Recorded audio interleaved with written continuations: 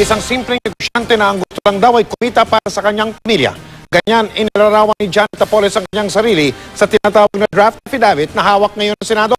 Hindi raw niya alam na masamang mamigay ng komisyon. Nakatutok si Jamsi Sante. Pawang mga kasinungalingan ang nasa draft affidavit ni Janet Lim Napoles na hawak ngayon ng Senate Blue Ribbon Committee. Ayon kay Atty. Levito Baligod, na dating abogado ng mga whistleblower na sina Ben Herluy. Sa 12 dati at kasalukuyang senador sa listahan na mula kay Secretary Ping Lacson, may mga hindi raw isinama si Napoles pero nakatanggap ng kickback. Hindi ako magdududa kung ang magiging depensa ni Ginang Napoles, assuming na siya yung gumawa ng dokumento na yan, na magpi-plead siya ng insanity. Ang plano lamang nila ay guluhin yung proseso. Sa draft affidavit ni Napoles na hawak ni Lacson, sinabi niyang simpleng negosyante lang siya na gustong kumita para sa pamilya. Kung alam lang daw niyang illegal ang pagbigay ng komisyon, hindi na raw sana niya ito ginawa. Hindi raw niya alam na masamang mamigay ng kickback o komisyon. Maraming araw na natulungan 10 ng mga foundation niya.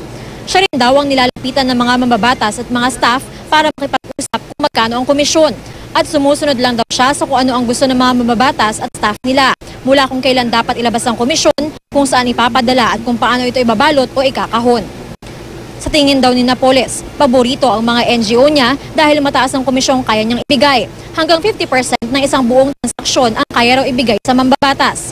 30 to 35% daw ang napupunta sa mismong produkto na nadadeliver naman daw. At 10 to 12% lang daw ang natitira para sa kanya. May kickback din daw ang mga staff at agent. Sa mga interview ni Napoles noong nakaraang taon, itinanggi nitong may kahit anong transaksyon siya sa gobyerno. Itinanggi rin niyang may mga NGO siya.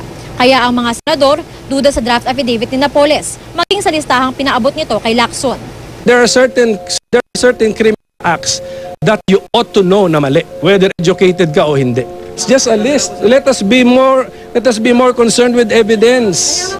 Isa si Pimentel sa mga nakalagay sa listahan. Tulad ni Pimentel, itinanggi ng mga senador sa listahan na may transaksyon sila kay Napoles at sa mga NGO nito. Kaya dapat daw itong mag-isa muli sa Senado. Hiniling ko na lang mag-hearing, ipatawag ang mga may hawak ng listahan, ipatawag din yung mga listahan nila at ipaliwanag at pagbanggay natin yung mga listahan. There's no other way except the confrontation, the cross-examination, and the committee to call an immediate hearing. Sa ngayon, wala pang desisyon si Blue Ribbon Committee Chairman TG Ginggona kung muling magsasagawa ng pagdinig sa pork barrel scam. Hihintayin pa raw nila ang pirmadong affidavit at listahan ni Janet Lim Napoles na pinapasumite nila sa Department of Justice hanggang bukas. Jamsi Sante, nakatutok, 24 oras.